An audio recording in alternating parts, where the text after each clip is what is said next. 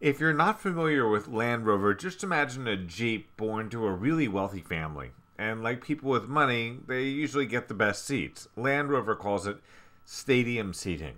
The Land Rover people say about the LR4 that there isn't a bad seat in the house. It's got stadium seating, so each row is higher than the one in front of it, so you get a view. Plus, each row has its own sunroof. It's kind of cool.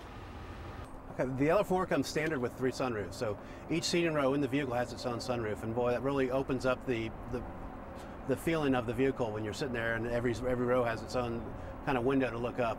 The rear two are fixed, but they do have sunshades on them. The front one is opens and closes. The Land Rover is the original luxury sport utility vehicle. Way before soccer moms started the super SUV arms race, Land Rover was cosseting Brits after a long day of fox hunting and wearing tweed. The OPEC-pleasing trend of my SUV is bigger than your SUV reached its height when both the Ford Excursion and the Hummer were trolling grade school turnarounds to pick up 1 or 2 little kids in auditorium-sized vehicles. That era ended sometime between the $4 a gallon gasoline and the black bunting going up at the Hummer dealerships. When you get behind the wheel of the 2010 LR4, you get the urge to drive over your neighbor's lawn and through their hedges and the shallow end of their infinity edge swimming pool. Well, okay, maybe that was just me, but you can. This vehicle is actually built for a person with an active lifestyle who wants to haul anything or carry anything and just about go anywhere they'd like to go.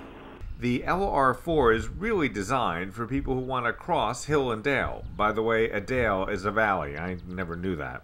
If you've ever wondered what the difference is between all-wheel drive and four-wheel drive, Skip Pavlik of Land Rover has your answer.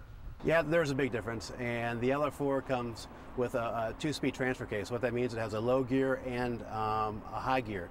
High gear is for everyday road travel, and the low gear would be for some tough off-road conditions, and that's kind of what is the difference between all-wheel drive and permanent four-wheel drive.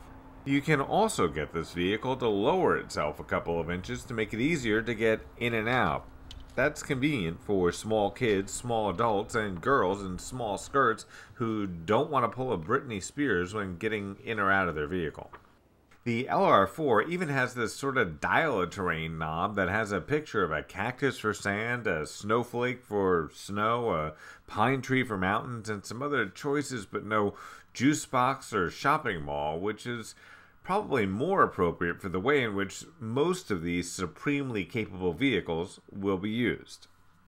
The LR4 is especially good in cold and snowy weather. It has this thing called an oil-to-water heat exchanger. Basically what it does is it makes the engine and the cabin warm up much faster in frigid temperatures.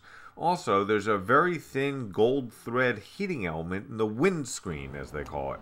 I didn't notice the very fine mesh, but my 22-year-old production assistant did. His eyes are younger.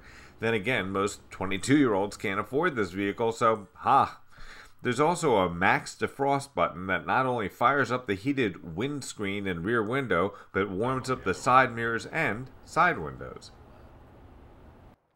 The rear liftgate is split, and it's also asymmetrical to make it easier for people to get stuff into and out of the back. What it does is it makes it, if you're trying to load cargo stuff, you don't have to lift it as high to be able to get it into the back because it's lower here. And also, if you're trying to reach stuff, if you have the seats down, you're trying to reach in further, this makes it so you don't have to reach as far because you're not out as far. Unfortunately, there's no electric liftgate option, so it's not the best option for some people who are vertically challenged. Also, for added versatility, the second and third rows both fold flat for cargo. By the way, I was surprised at how well the LR4 rode. I was expecting a much harsher ride. Another surprise was how tall the LR4 is. I mean, I pulled into the garage of a suburban ranch house, and the Land Rover was 6 inches taller than a Ford Flex. The Land Rover is about the same height as the Toyota Land Cruiser. Speaking of height, there's a little fridge in the center console, but it's a little shallow. You can put a sandwich in there or a soda, but a Poland Spring bottle is pushing it because it's the same console that holds your iPod, and it's not easy to fit in both the cold drink and cool music. The Land Rover LR4 has a 5-liter, 375 horsepower aluminum alloy V8. The 5,900-pound LR4 makes it from 0 to 60 in about 7.5 seconds. You might get a Christmas card from OPEC with just 12 miles per gallon in the city and 17 on the highway. The LR4 starts at a little over $47,000. With the rear seat entertainment system, keyless entry, surround camera, and a lot of other stuff, the model we tested came out to be about $63,000. I'm Grant Winter reporting.